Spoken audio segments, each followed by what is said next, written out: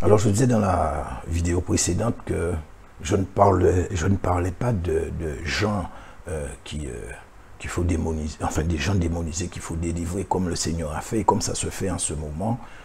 Mais je parlais de vrais démons avec un corps humain, avec une apparence humaine. C'est un véritable démon. Le Seigneur donne beaucoup de révélations en ce moment, des songes, des visions à certains, et il révèle ça sur la toile. Il y en a ceux qui ne veulent pas y croire. Libre à vous. Mais je vous dis la vérité. Ça existe réellement. Alors c'est vrai que nous sommes arrivés dans les temps de l'Apocalypse, de la révélation. Il faut savoir que en ce moment, le Seigneur, comme je viens de le dire, le Seigneur donne des visions, des songes, des révélations concernant beaucoup de choses. Il y en a ceux qui sont sceptiques, trop sceptiques. Et ça, c'est un petit peu dommage parce que souvent on met le cartésien devant, l'esprit religieux, etc. devant. Au lieu de penser par l'esprit, on pense par la chair. Mais n'oubliez pas que dans le livre de l'Apocalypse, Jean allait écrire ce que les 7 tonnerres ont dit. Mais le Seigneur lui a dit, n'écris pas, scelle. Donc s'il lui a dit de ne pas écrire, de sceller, ces choses doivent être décellées. Or, nous sommes dans les temps justement de l'Apocalypse de Jean. Donc, c'est le temps où ce que les tonnerres ont dit vont être décellés. Et ça, c'est par révélation. Voilà. Donc, c'est ce que je comprends. Hein. Alors, pour revenir sur ce que je disais tout à l'heure, comment départager les deux bêtes en question? Alors, nous allons faire ce qu'on appelle un parallèle. Alors, je vais essayer de vous plonger dans le principe de la compréhension des prophéties d'une manière générale. Et vous pouvez aussi, si vous voulez, le prendre pour principe. Quand vous voulez comprendre quelque chose qui vous paraît obscur, surtout s'agissant des prophéties des temps de la fin, faites un parallèle avec ce qui s'est passé dans les temps anciens. Transposez avec notre époque et souvenez-vous dans le même élan que l'ennemi étant un copieur, donc il va imiter ce qui est écrit dans la Bible. Vous n'aurez qu'à juxtaposer les faits et appliquer cette règle, mais le faire avec sagesse quand même. Hein.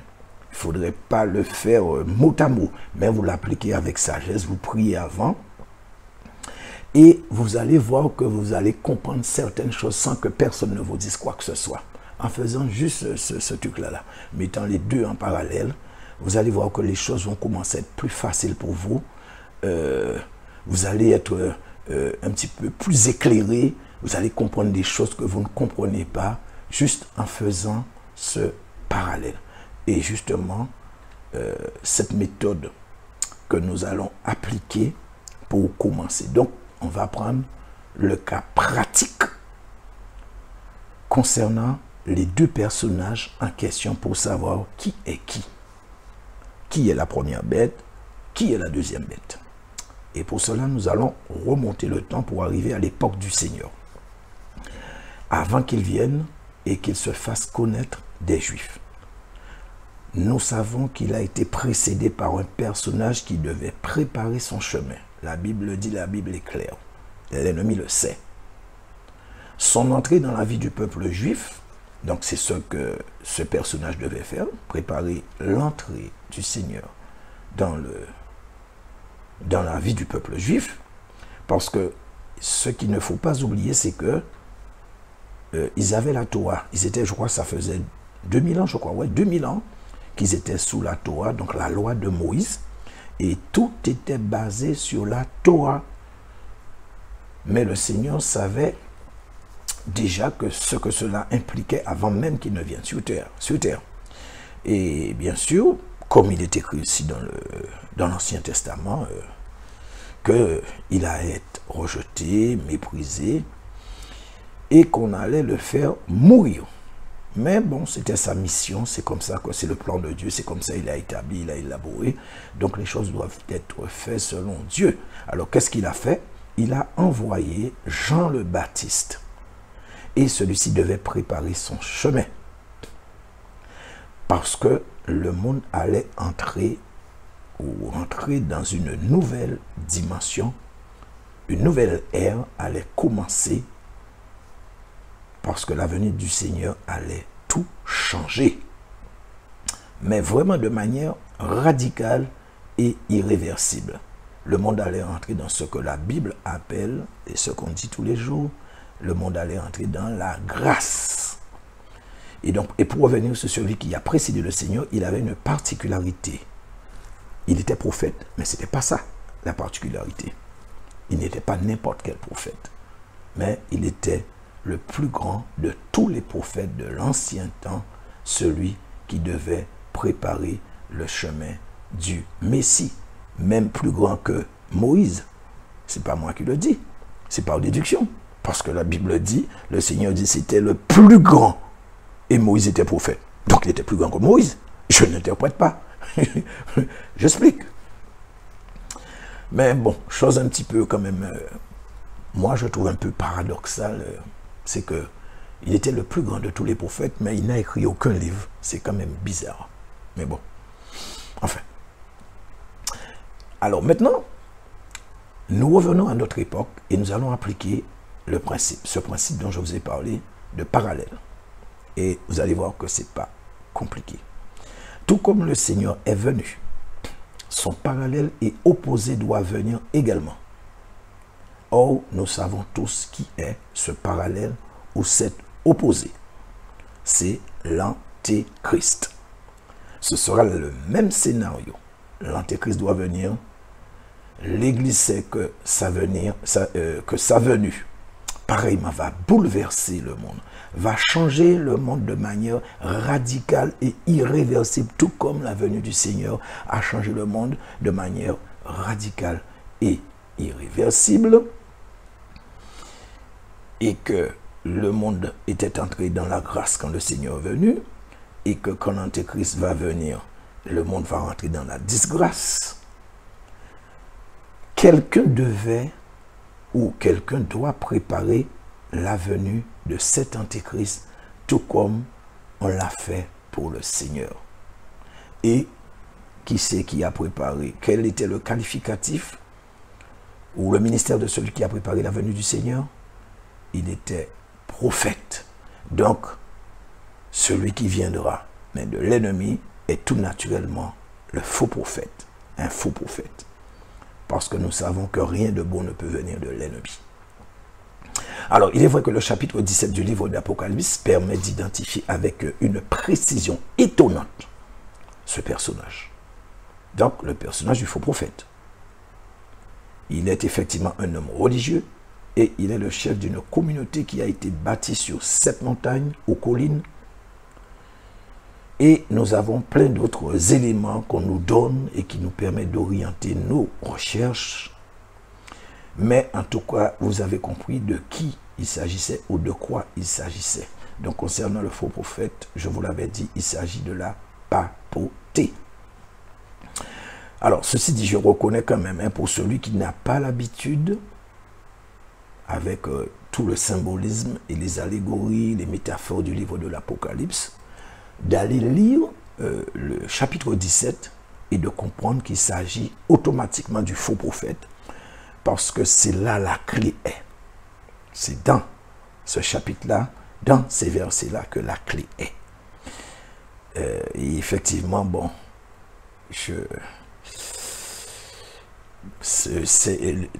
certains ont compris, hein, mais bon, ça c'est, bon, je pense que c'est révélation que le Seigneur a donné la capacité, la sagesse, tout comme il me l'a donné. Voilà, donc, mais c'est vrai, j'avoue que c'est pas si évident que ça, il faut le reconnaître quand même. Mais en tout cas, vous pouvez avancer parce que au moins, en faisant ce parallèle, vous allez comprendre clairement, Jean-Baptiste est arrivé avant le Seigneur, il a préparé son chemin. Et donc, le Seigneur est arrivé après. Et quand vous regardez globalement le chapitre 13, c'est clair, vous le comprenez parfaitement. Alors donc d'une manière ou d'une autre, vous pouvez avancer. Vous voyez juste en faisant le parallèle, comment vous pouvez avancer. Comment c'est pas très compliqué. Alors ceux qui veulent mettre ce principe en application. Je sais que beaucoup de serviteurs le font. Vous pouvez le faire parce que ça va vous aider. Et je peux vous dire que vous-même, vous serez étonné quand vous verrez avec quelle facilité vous arrivez à comprendre certaines choses dans la Bible, certaines prophéties, même les choses qui vous paraissaient obscures avant. Mais ça demande beaucoup de méditation. Et pour pouvoir méditer, il faut lire la parole, parce que vous méditez que ce que vous avez dans la tête. Si vous n'avez pas lu, si vous n'avez pas retenu, vous ne pouvez pas méditer. Ça, c'est clair. Et il ne faut pas penser que juste en lisant une ou deux fois, que ça suffira. Et quand vous allez fermer la Bible, la compréhension va venir. Non, je vous dis que c'est beaucoup plus compliqué que ça. C'est pas comme si vous buvez 2 verres d'eau et que vous avez étanché votre soif. Non, ça c'est beaucoup plus... ça demande beaucoup de méditation. C'est pour ça que le Seigneur avait dit à Josué que cette parole ne s'éloigne pas de toi. Médite-la jour et nuit. Le Seigneur savait ce qu'il disait. Et donc avec l'assistance du Saint-Esprit, il faut effectivement... beaucoup de méditation, l'assistance du Saint-Esprit, et vous aurez la clé de certains mystères, ou de tous les mystères, ou je ne sais pas, de certaines compréhensions de la Bible, je ne sais pas tout ce que vous voulez. Mais ne pensez pas que... non, ça ne vient pas comme ça demande énormément, sinon c'était aussi facile. Ça voudrait dire que ce n'est pas le Seigneur qui a demandé d'écrire, enfin de dire à Josué qu'il fallait lire la parole, la méditer jour et nuit, que ce livre ne s'éloigne pas de toi, etc. Ça voudrait dire que le Seigneur n'a jamais dit ça. Donc, comme le Seigneur l'a dit, et c'est écrit, nous le savons, c'est écrit dans le livre de Josué, je crois, effectivement, il faut effectivement lire beaucoup, il faut méditer beaucoup, et en lisant beaucoup, on arrive à retenir, et à ce moment-là, effectivement, on peut méditer. Alors, tout ça pour dire quoi? Parce que je sais que, bon, par rapport à ce que certains ont compris, les deux parties du chapitre 13 ont été inversées. Donc, il y en a ceux qui croient que la première partie, il s'agit du faux prophète, et la deuxième partie de l'antéchrist. Et il y en a d'autres qui croient que la première partie, il s'agit de l'antéchrist, et la deuxième partie du faux prophète. Alors, moi, la question que je voudrais poser à ceux qui croient que la première partie, c'est l'antéchrist, par rapport à ce que je vous ai dit en faisant le parallèle. Et aujourd'hui, nous sommes le 24 août, c'est ça, je regarde ma montre. Non, le 25, nous sommes le 25 août. Donc, c'est au moment où je fais cet enseignement. Et je fais pour la 4e fois, enfin, pas l'enseignement, mais l'enregistrement pour la 4e fois. Effectivement, j'avais modifié, comme je le dis, j'avais refait, supprimé, ajouté, etc. Mais aujourd'hui, c'est pour la 4e fois que je fais l'enregistrement. Alors, je voudrais poser la question suivante à tous ceux qui prétendent que l'antéchrist, du verset 1 à 10, le personnage de la bête à 7 têtes est dit qu'il s'agissait de l'antéchrist. Donc, au vu du parallèle qu'on a fait concernant l'époque du Seigneur par rapport à la venue de chaque personnage, je voudrais poser la question à ces gens.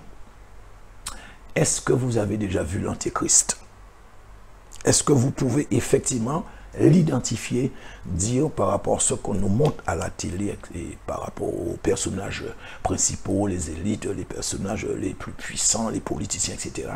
Est-ce que vous pouvez me dire, oui, vous avez pu identifier l'antéchrist, ou le Seigneur vous a dit, voilà l'antéchrist? Non. Pourquoi? Parce qu'on doit respecter les rôles et le temps d'arrivée, le rang de chaque personnage. Dans l'ancien temps, le faux prophète est arrivé avant, le Seigneur Jésus-Christ est arrivé après. Le diable étant un copieur, il fera la même chose. Le faux prophète, il est déjà établi depuis un certain temps. Et maintenant, il ne reste plus qu'à préparer le chemin de son mentor qui est l'antéchrist. Et quand vous lisez les versets 11 et 12, donc même au début du verset 11 du chapitre 13, vous allez voir c'est écrit « Puis je vis ». Ce qui veut dire « Ensuite je vis ». Donc ça veut dire qu'il a reçu une première vision et après il a reçu une deuxième vision. La première vision concernant un premier personnage, la deuxième vision concernant un deuxième personnage. Donc comme je viens de le dire, il faut respecter les rangs de chaque personne, l'ordre d'arrivée de chaque personnage. C'est pas plus compliqué que ça. Moi, j'ai fait ça Et ça m'a permis, le Seigneur m'a donné la capacité de décrypter, de décoder.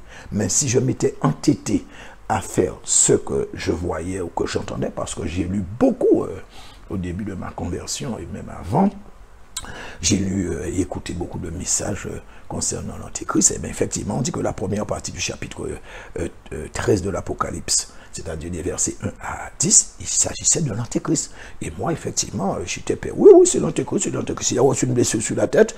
Tout le monde disait que oui, c'est William, le prince William, le fils de Lady Di qui est mort, et du prince Charles. Oui, c'est lui l'Antéchrist, parce que quand il était petit, il a reçu une balle de golf en pleine tête, et qu'il a failli mourir, donc la blessure mortelle, donc tout concorde, et avec un jeu de mots, ils avaient fait que William donnait 666. Mais moi, je vous dis, tout ça, c'est des contes, des histoires. Et je vais, pas moi, la Bible va vous prouver qui est le 666, qui se cache derrière.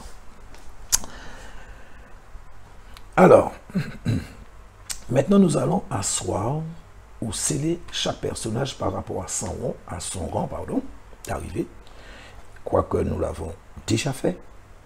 Donc c'est juste répétition. Jean-Baptiste est arrivé avant, le Seigneur est arrivé après.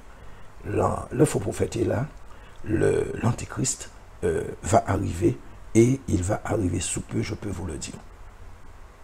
Alors la première bête qui monte de la mer, donc du verset 1 au verset 10, est le faux prophète. Et effectivement, il joue le rôle de Jean-Baptiste. Et je vous ai dit, le chapitre 17 va sceller définitivement ceci. Et nous allons retourner dans le chapitre 13 qui va confirmer ce que le chapitre 17 disait. Alors je vous l'ai dit et je vous le répète encore, effectivement, le chapitre 17, je vous avais dit à un certain moment qu'il y avait effectivement certains versets qui étaient vraiment, c'était des mystères, c'est très très très lourd ce truc-là, ça.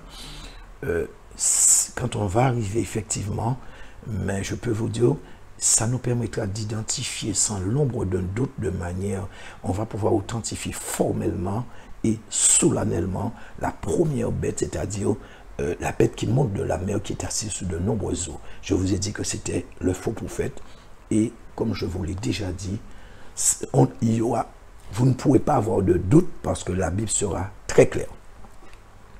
Donc, et comme je viens de vous dire, ça va être vraiment impossible, je peux utiliser ce terme, de contester, parce qu'effectivement, tout va s'imbriquer du chapitre 13 au chapitre 17 et du chapitre 17 au chapitre 13. Et je vous dis, vous serez émerveillés de voir comment Dieu a écrit sa parole et la beauté cachée et mystérieuse de la Bible. Je vous dis la vérité, c'est vraiment fantastique. Ça me fait même penser à la parabole du festin des noces de l'agneau. Cette bonne nourriture que le Seigneur a gardée cachée pour les temps de la fin, les temps dans lesquels nous sommes. Alors, qu'est-ce que je pourrais vous dire d'autre, sinon à table et bon appétit. Alors, donc, si la première bête, celle qui monte de la mer, c'est le faux prophète, donc, c'est tout naturellement que la deuxième bête qui monte de la terre, c'est l'Antéchrist. Alors, le début du verset 11, il nous parle d'une bête qui monte de la terre. Et ça, c'est un premier indice qui est très important que vous devez retenir. Une bête qui monte de la terre. Et nous avons un deuxième indice. Cet indice se trouve dans le livre de 2 Thessaloniciens chapitre 2 et ça concerne justement cette bête-là. Cette bête va se proclamer Dieu. Donc ça nous fait deux indices. 2 Thessaloniciens 2:4 dit, l'adversaire qui s'élève au-dessus de tout, ce qu'on appelle Dieu ou de ce qu'on adore, jusqu'à s'asseoir dans le temple de Dieu, se proclamant lui-même Dieu. Il s'agit de l'Antéchrist. Et ça, je sais que vous le savez tous. Donc, nous avons deux indices importants. C'est capital pour continuer à arriver là où on veut arriver. Donc, on va continuer à creuser. Donc, rappelez-vous, le premier indice, c'est dans le verset 11, la bête qui monte de la terre. Et le deuxième indice, la bête qui va se proclamer Dieu. Et nous allons commencer à travailler avec ces deux indices pour nous permettre de commencer à voir clair concernant cette deuxième bête qui doit monter cette deuxième bête qui est l'Antéchrist et qui doit monter, oui, effectivement, qui doit monter de la terre. Cette bête qui est l'Antéchrist, qui doit monter de la terre. Et pour cela, nous allons laisser la Bible nous conduire, répondre à cette question, enfin pas cette question, mais nous donner réponse à ces deux indices, nous permettre vraiment de comprendre ces deux indices. Alors, pour cela, donc je disais que nous allons utiliser les deux indices qu'on a trouvés, qu'on nous a donnés dans la Bible, donc dans Thessaloniciens et dans Apocalypse, qu'il s'agissait de ces deux indices de la bête qui monte de la terre, donc la bête qui monte de la terre et la bête qui se proclamait Dieu.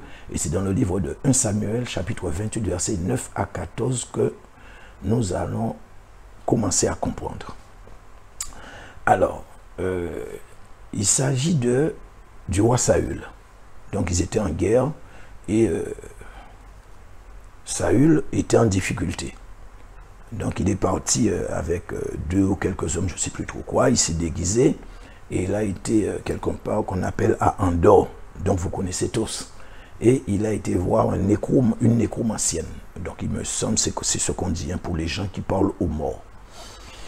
Alors le verset 9, donc c'est le verset 9 à 14. Donc je lis le verset 9 dit.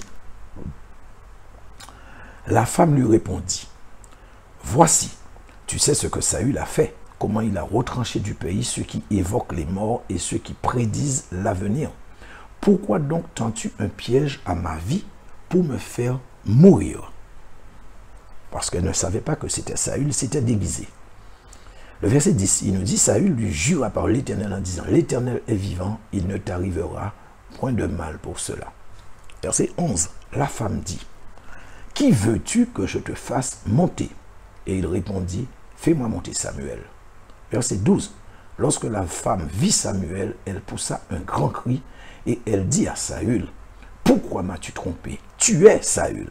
Verset 13. Le roi lui dit, ne crains rien, mais que vois-tu?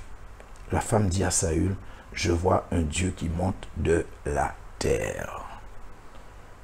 Alors, donc le verset 14, donc c'était la clé, mais bon, le verset 14, et il lui dit, verset 14, quelle figure a-t-il? Et elle répondit, c'est un vieillard qui monte et il est enveloppé d'un manteau. Saül comprit que c'était Samuel et il s'inclina le visage contre terre et se prosterna. Donc, bon, c'était pas nécessaire vraiment de lire le 14, on pouvait s'arrêter au 13. Donc effectivement, vous avez compris que la clé était, ou la réponse était dans le verset 13. Le roi lui dit, ne crains rien, mais que vois-tu? La femme dit, je vois un Dieu qui monte de la terre. Souvenez-vous de ce que Jean a dit. Je vis une bête qui monte de la terre. Je vois un Dieu qui monte de la terre. Je vis une bête qui monte de la terre. Et cette bête qui monte de la terre du chapitre 13 va se proclamer Dieu. Donc Jean aurait pu dire aussi, je vis un Dieu qui monte de la terre. Mais Dieu corse sa parole. Parce qu'il sait pourquoi il le fait. Donc, voilà de quoi je vous parlais. Voilà où on trouve dans la Bible les deux indices qui nous permettront de continuer à creuser, à investiguer pour continuer à identifier ce deuxième personnage. En fait, cette femme a fait un résumé du verset d'Apocalypse chapitre 13 et de 2 Thessaloniciens 2. Elle a fait simplement un résumé des deux, entre la bête qui monte de la terre et le Dieu. Celui qui se proclame Dieu, elle a simplement fait un résumé. Alors donc, comprenez que je n'ai pas fait de comparaison entre Samuel et l'Antéchrist. C'était simplement pour vous montrer que la Bible était un puzzle et qu'il faut savoir comment imbriquer les versets pour avoir des explications ou la réponse à certaines clés ou mystères, également pour qu'un verset puisse répondre à un autre verset, ou compléter, ou confirmer, ou encore faire une concordance ou une correspondance. Moi, c'est comme ça que je fonctionne. Et je peux vous dire que ce n'est pas Apocalypse 13 qui va nous démentir. Parce que il y a, bon, je n'ai rien contre ceux qui, bon, moi, tous ceux que je connais, qui utilisent des Bibles avec concordance, je leur dis, écoutez, moi, je fais ma propre concordance, ou mes concordances, si vous préférez. Je n'utilise pas de Bible à étude, ou de Bible d'étude, de Bible à concordance. Je fais mes concordances parce que le Saint-Esprit, il m'a donné cette capacité de pouvoir marier les versets, de pouvoir faire matcher les versets, de pouvoir concorder. Voilà, ce que je viens de vous dire, c'est le Saint-Esprit, c'est, si vous voulez, c'est un don, c'est un talent, c'est ce qu'il m'a donné. Donc voilà, donc pour moi, c'est pas compliqué. Quand Dieu vous donne un talent ou un don, vous ne savez pas. Vous faites parce que c'est Dieu qui vous l'a donné, c'est tout. Bon. Alors, pour ceux qui pourraient dire que je retire les versets de leur contexte, je réponds, je sais exactement ce que je dis et je prouverai de manière incontestable et irréversible tout au long de cet enseignement et sans l'ombre d'un doute que cette deuxième bête qui monte de la terre, c'est bien l'Antéchrist et non le faux prophète. Donc déjà, nous avons trouvé deux indices qui nous ont permis d'identifier la bête qui monte de la terre. Nous avons l'ordre d'arrivée de chaque personnage. Et je sais que vous ne pouvez pas, pour l'instant, me prouver que l'Antéchrist est là. Par contre, je peux vous prouver que le faux prophète est là. Et vous serez d'accord avec moi. Donc, nous continuons. Et nous irons dans le chapitre 17 pour, effectivement, décrypter, décoder ce qui a décrypté, ce qui a décodé, pour pouvoir continuer à identifier le premier personnage, celui qui monte de la mer. Alors, je vous avais dit au début que bon, on fera le chapitre 13, après on ira dans le 17, et après on retournera dans le chapitre 13. Alors, pourquoi le chapitre 17? La réponse est dans le verset 1 du chapitre 13, parce que il parle d'une bête qui a 7 têtes et 10 cornes. Or, le chapitre 17 nous parle de cette même bête. Et il nous décrit avec une très grande précision l'identité véritable de cette bête. Le faux prophète qui est dans le chapitre 13 et qui est la bête qui monte de la mer. Donc, je peux vous dire qu'il est tout simplement impossible de se tromper tellement c'est précis. Je vous dis la vérité. Dieu fait les choses comme elles doivent être faites. C'est tout. Alors, je rappelle, pardon, pour ceux qui auraient souhaité que j'aille à l'essentiel, il y a ceux qui ne connaissent absolument rien dans l'Apocalypse. Je dois penser à eux. La parole, elle est là pour tous, sans exception, y compris eux. Je ne peux pas les négliger. Ce sont également les brebis du Seigneur et elles aussi ont besoin de bien comprendre, de connaître les choses. Donc, je prends le temps nécessaire et je sais qu'ils ceux qui ne connaissent pas grand-chose, je pense qu'ils seront d'accord avec moi. Alors, donc je vais faire comme pour le chapitre 17, je vais vous lire intégralement le chapitre, comme pour le chapitre 13. Donc je vais lire intégralement le chapitre 17 d'Apocalypse. Et on va revenir dessus après, verset par verset, pour expliquer. Alors le chapitre 17, verset 1 à 18. Alors je voulais simplement vous faire remarquer quelque chose. Le chapitre 17 a 18 versets. Le chapitre 13 a 18 versets aussi. Coïncidence ou pas, je ne sais pas. Est-ce que c'est pour montrer que ces deux chapitres doivent être matchés ensemble? Je ne sais pas. Mais je l'ai remarqué.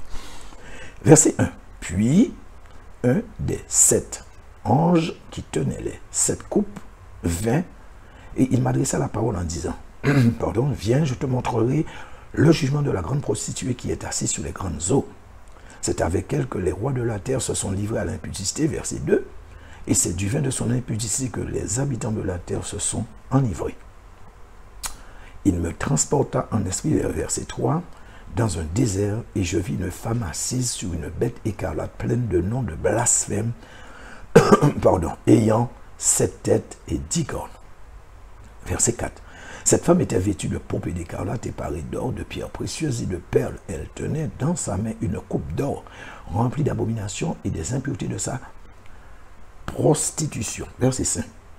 Sur son fond était écrit un nom, un mystère. Babylone Nagon, la mère des impudiques et des abominations de la terre. Verset 6.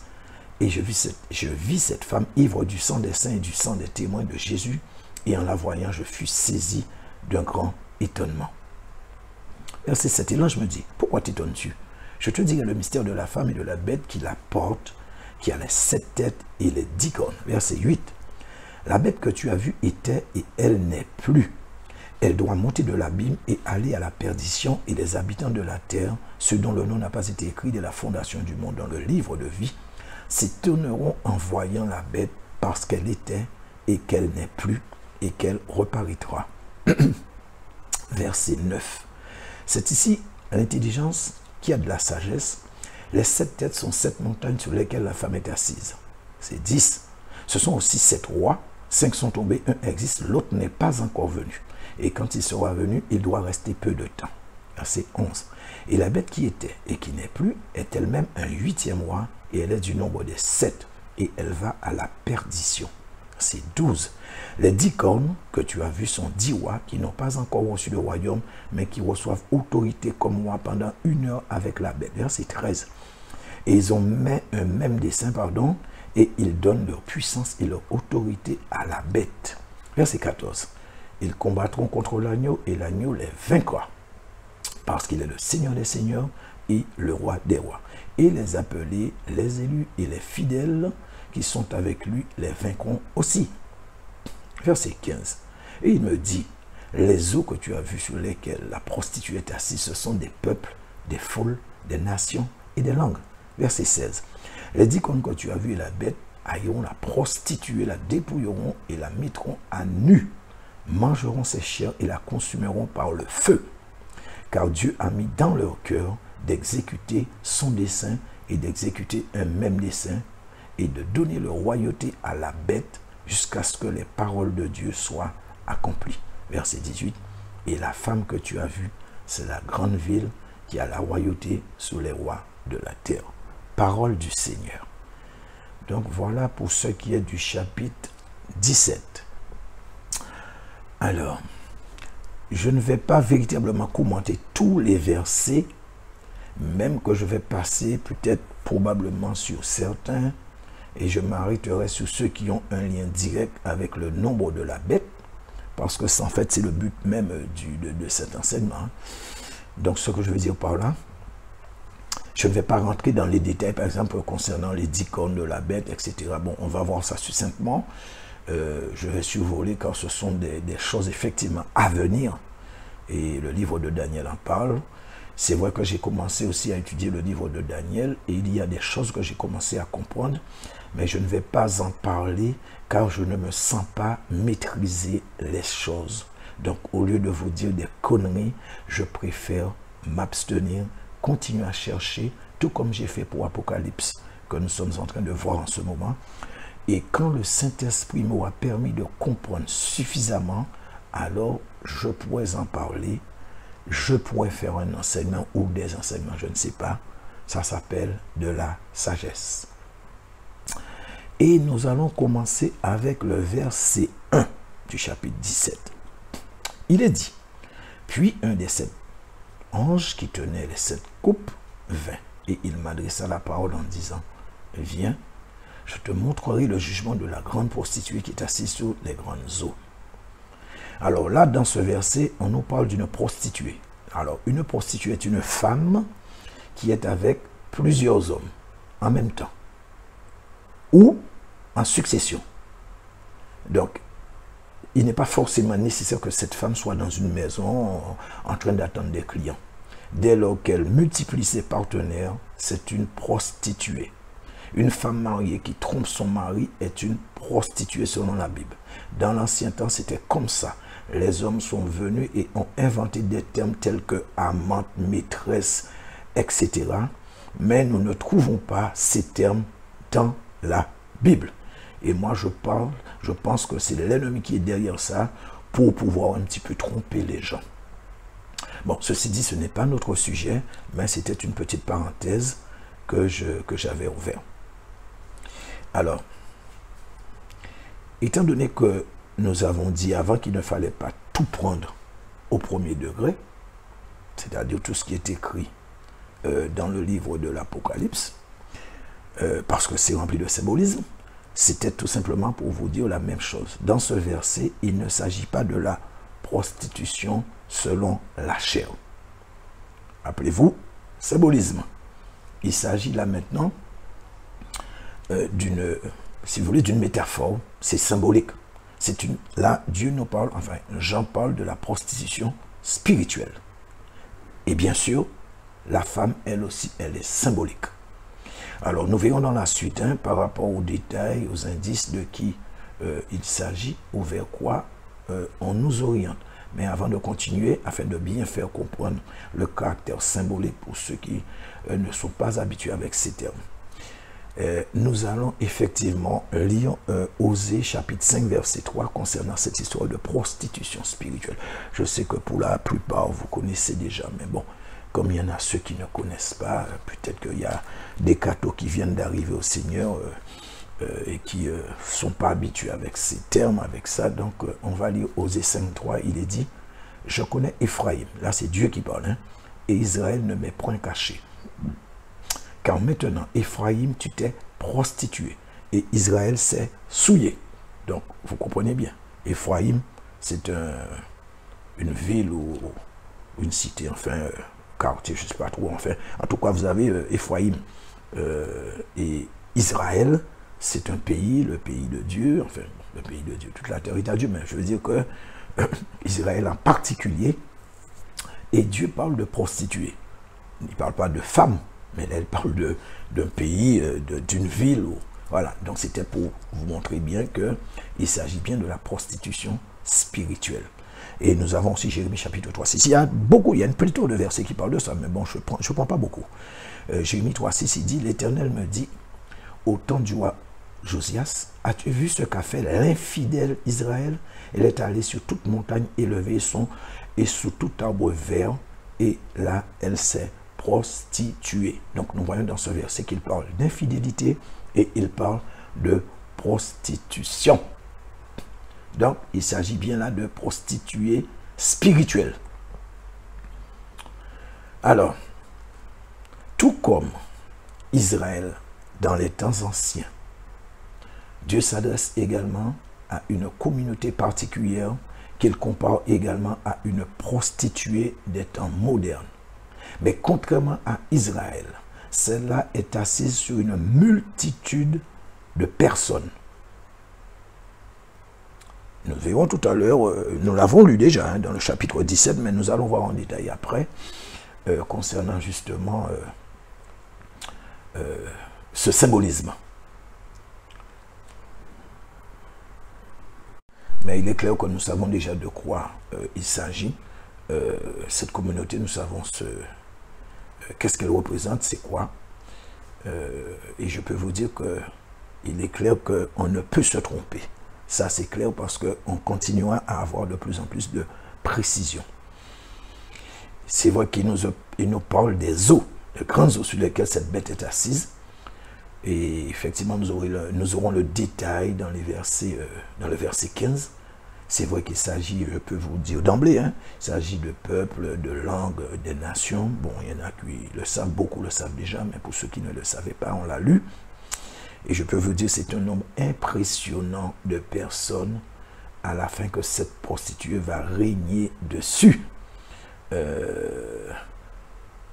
Ça aussi, nous verrons ça tout à l'heure Parce qu'en ce moment, elle règne sur 1,5 milliard de personnes, mais bientôt ce sera sur presque la quasi-totalité, pour ne pas dire la totalité de la terre. Je ne dis pas des humains, je dis de la terre.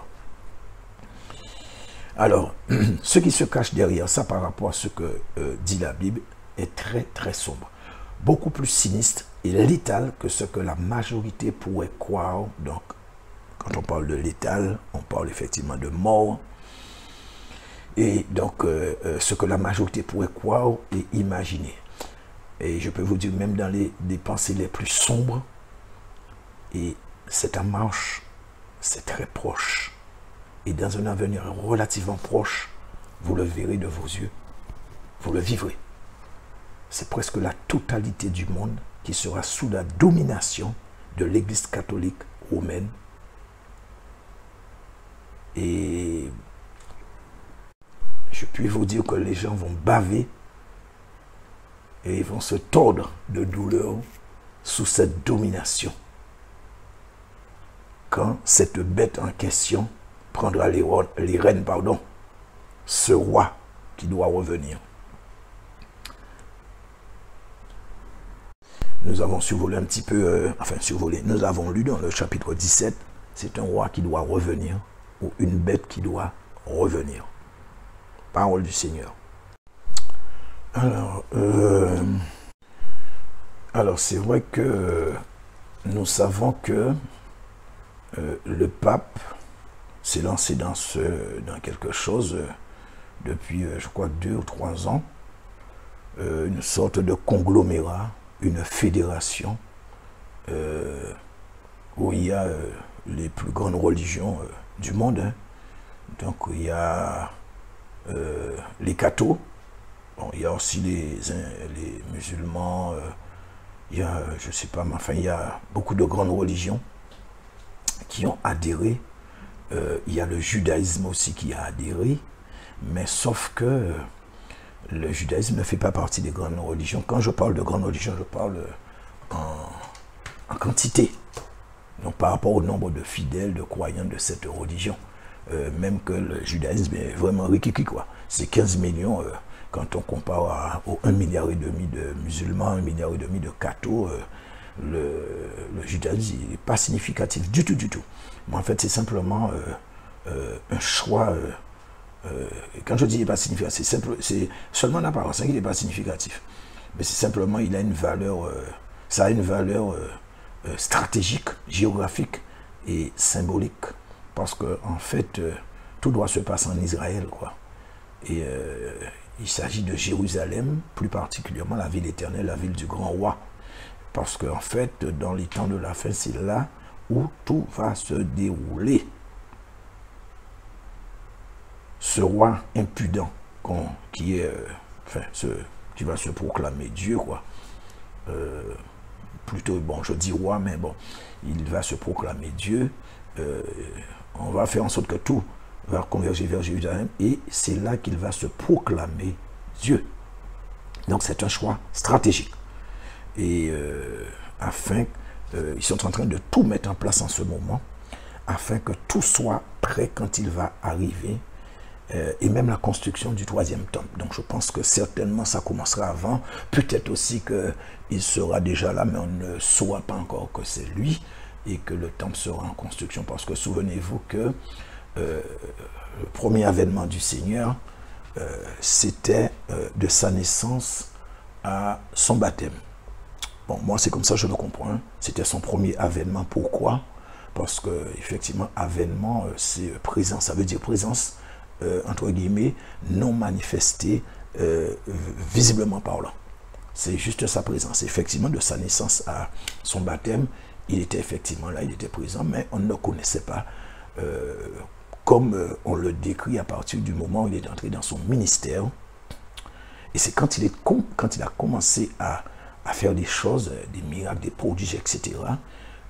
Et donc les gens ont eu vraiment un engouement pour lui. Maintenant, tout était focalisé sur lui. À partir de ce moment-là, si vous voulez, c'était la partie visible de l'avènement. Parce qu'il était déjà là. Donc peut-être que l'Antéchrist sera la même chose, il sera déjà là. On ne saura pas encore que c'est lui.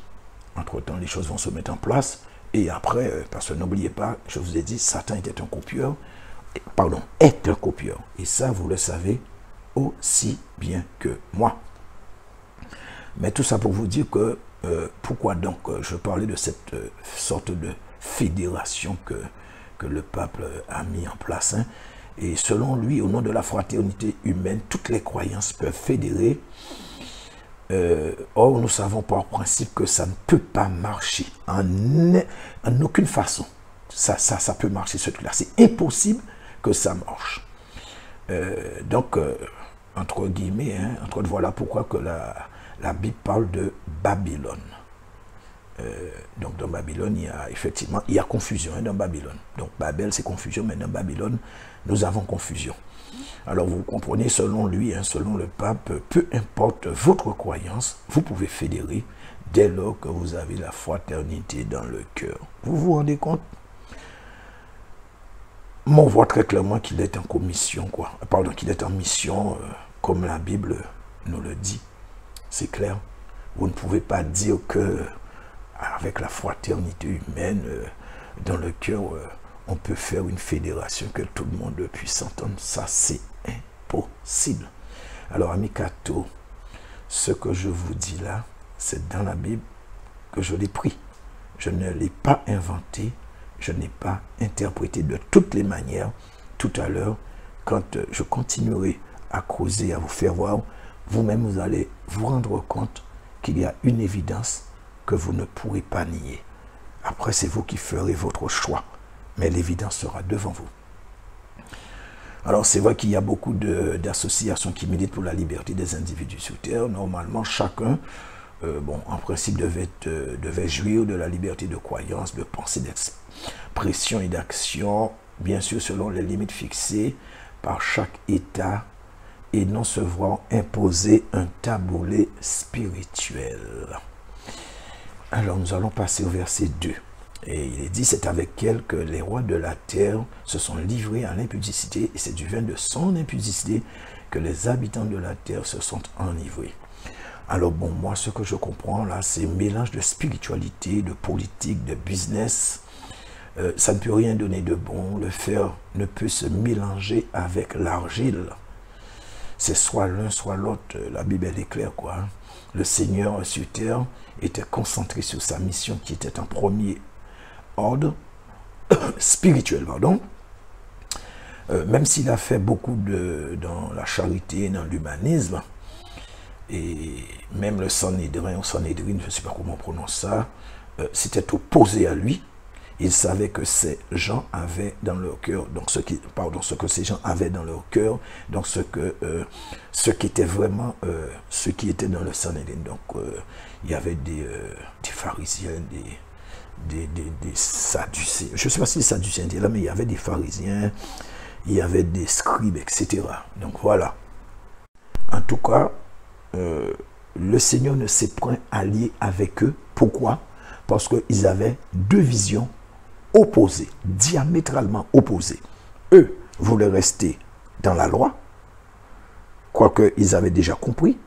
Ils étaient témoins de beaucoup de choses que le Seigneur a fait qui étaient humainement impossibles qu'un homme puisse faire de lui-même, et que même eux, à un certain moment, ils ont dit, nous ne pouvons nier qu'il a fait. C'était, je crois, pour la résurrection de Lazare, 4e jour. Parce que si il l'avait fait, le Seigneur a attendu 4 jours. Pourquoi il a attendu 4 jours? Parce que s'il l'avait fait 3 jours, ils ont une sorte de croyance où, je ne sais pas si c'est superstition ou croyance, enfin, mais en tout cas, les Juifs croient que quand quelqu'un meurt, si la personne revient à la vie 3 jours après, c'est parce que son esprit ne s'est jamais éloigné de son corps. Donc, le 3e jour, il y a encore des chances que l'esprit retourne dans le corps et que la personne revienne à la vie. Par contre, après 4 jours, c'est pas possible. Donc, c'est pour cela que le Seigneur, entre autres, c'est ça que j'essaie de comprendre, hein, a ressuscité Lazare le 4e jour alors que son corps commençait déjà à décomposer. Donc, c'était un peu pour confondre les incrédules et pour asseoir vraiment sa mission, ce qu'il était venu faire. En tout cas, il ne s'est jamais associé ni allié avec le Sanhédrin. Et donc, comme je vous ai dit, sa mission, c'était pas sa mission, parce que les pharisiens ne voulaient pas perdre les avantages qu'ils avaient. Parce que quand un pharisien, il y avait beaucoup d'avantages. Si vous lisez, pour ceux qui connaissent, le Seigneur dit oui, que quand il y a des banquets, ils aiment s'asseoir, les meilleures tables leur sont réservées, les meilleures places, voilà quoi. Et quand on les voit, on les salue des fois, presque les gens leur font touche la terre, etc. Ils se promènent avec leur longue robe, etc. pour qu'on puisse les voir à distance. Ils font des prières pour attirer l'attention, etc., etc. Et le Seigneur, lui, il était très discret. Il avait un vêtement très simple. Et voilà, il était venu pour sa mission. Et justement, comme on l'a vu tout à l'heure là, il y a un moment où je disais que effectivement, pour changer le monde, parce que tout devait être changé, que les pharisiens le voulaient ou non, ça se ferait, ça s'est fait, nous le savons, nous le vivons en ce moment. Alors le verset 3 nous dit, il me transporta en esprit dans un désert et je vis une femme assise sur une bête écarlate pleine de noms de blasphème ayant 7 têtes et 10 cornes. Alors, il y avait une femme, et nous savons que cette femme représente une communauté religieuse par rapport à Saint-Edis que nous avons eu au début. Rappelez-vous, on nous a parlé de prostituées assises sur de grandes eaux, de nombreuses eaux. Donc nous voyons que ça commence à s'éclaircir. Alors il suffit de procéder par élimination et nous nous retrouverons avec très peu d'institutions religieuses ou de religions dominant sur un grand nombre de personnes. Donc nous avons le catholicisme, l'islam, l'hindouisme et le bouddhisme. Donc je n'ai pas mis christianisme, j'ai mis le catholicisme parce que pour ma part, le catholicisme n'est pas le christianisme. Donc le catholicisme n'est pas du tout le christianisme. Le Vatican et le catholicisme se sont, comme le chapitre 17 dit, amenés à être détruits. Ça, c'est pas moi qui le dis, c'est le chapitre 17. Parce que c'est du catholicisme du Vatican qu'il est fait mention. Nous le verrons en détail tout à l'heure.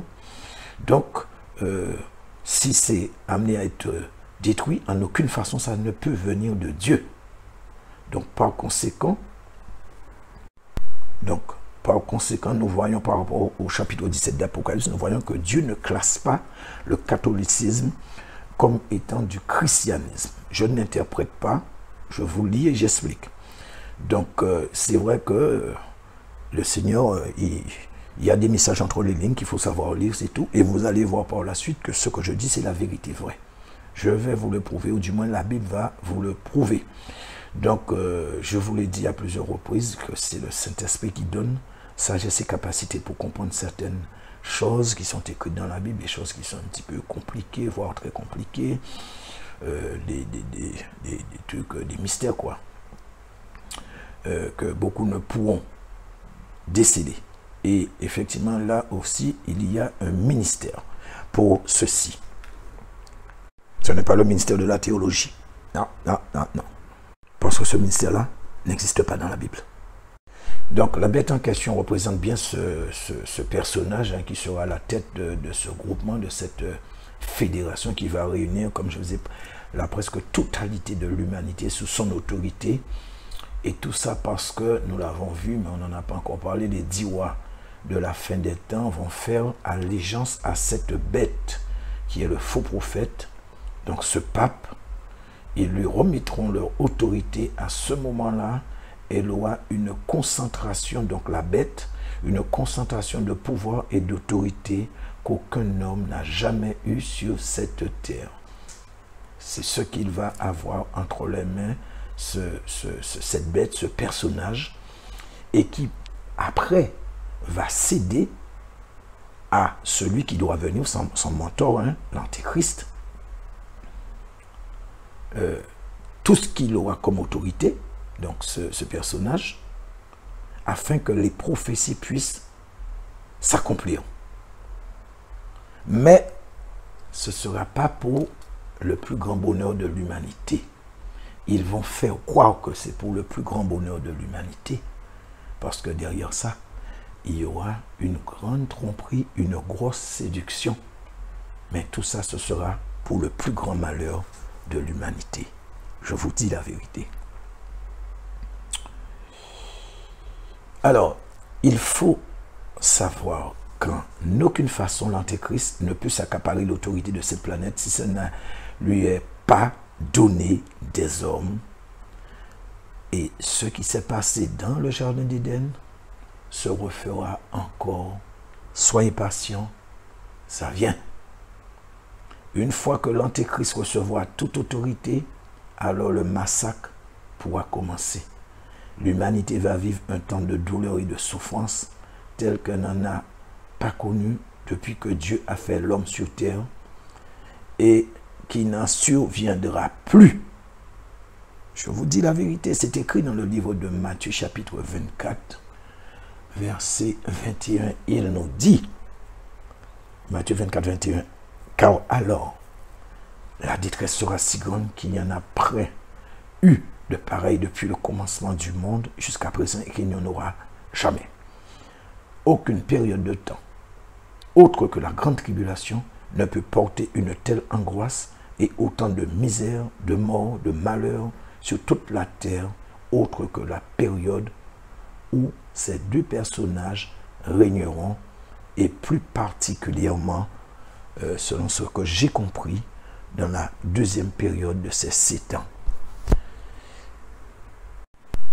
Alors, ensuite nous avons le verset nous parle également de nom de blasphème. Alors, nom de blasphème, nous allons voir ce que c'est que le nom de blasphème. Alors, il faut comprendre là, quand on parle de nom de blasphème, alors ces noms ne sont pas sur la prostituée, mais directement sur la bête à 7 têtes et 10 cornes. Donc, on lisez bien le verset, c'est sur la bête à 7 têtes et 10 cornes que portent les noms de blasphème. Alors, bon, s'agissant de nom de blasphème, voilà ce que j'ai compris en lisant. Il s'agit simplement de ce que, alors c'est moi qui ai trouvé ce terme parce que je ne trouvais pas d'autres termes, donc ce que j'appelle ou j'appellerai, donc plus que ce que j'appelle des superlatifs, créés et utilisés par le clergé, tels que ce que je vais vous citer. Alors, vous connaissez certains, pour certains parmi vous, peut-être vous connaissez la totalité, parce que bon, souvent dans les médias on parle de ça, hein. Même certains hommes politiques utilisent ces termes quand ils rencontrent la papauté ou le pape. Et là vous jugerez vous-même, parce que je n'ai pas tout mis, juste ce qui rentre dans le cadre de cet enseignement et dans le cadre de la définition de nom de blasphème tel que moi je comprends quand je lis. Donc il est dit des noms de blasphème, c'est au pluriel. Donc, il y en a beaucoup. Et en fait, c'est suite à mes recherches sur le net que j'ai pu trouver ces titres pompeux, ronflants, qui sonnent comme des noms de blasphème par rapport à ce que dit le livre de l'Apocalypse. Alors, donc, comprenez que tous les superlatifs que je vais vous énoncer, vous donner, et leur définition, c'est du catholicisme que ça sort directement. Ils ont inventé ces titres au nom de blasphème, ils les ont attribués à leur pape, parce qu'en aucune façon, ça ne vient de la Bible. Vous pourrez lire la Bible de Genèse à Apocalypse. Donc, dans son entièreté, vous ne trouverez même pas un seul verset, ne serait-ce même un petit bout de verset qui effleure ces titres pompeux et ces noms de blasphème. Alors, ils sont libres d'attribuer à leur pape autant de superlatifs qu'ils désirent. Mais une fois de plus, je dis bien que ça vient d'eux et non de la Bible. Donc ça vient du catholicisme romain, ça ne vient pas de la Bible, afin que nous soyons très clairs là-dessus. Ils sont libres. Vous voyez, c'est comme si vous avez des petites entreprises. Hein. Par exemple, je vais prendre un exemple, une entreprise de carrelage. Elle est libre de dire je suis le numéro 1 du carrelage. Et peut-être c'est un petit truc qui fait peut-être 20 mètres sur 20 mètres. Je suis le numéro 1 du carrelage. Et pas très loin, vous avez une sorte de mastodonte qui fait au moins 200 mètres sur 200 mètres. Et cette entreprise-là qui fait aussi du carrelage ne met pas je suis numéro 1 du carrelage. Mais le tout petit truc qui dit, oui, oui, je suis numéro 1 du carrelage.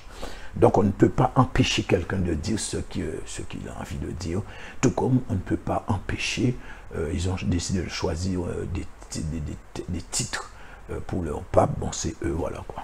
Alors nous allons justement commencer d'ailleurs avec le mot pape, justement, parmi ces...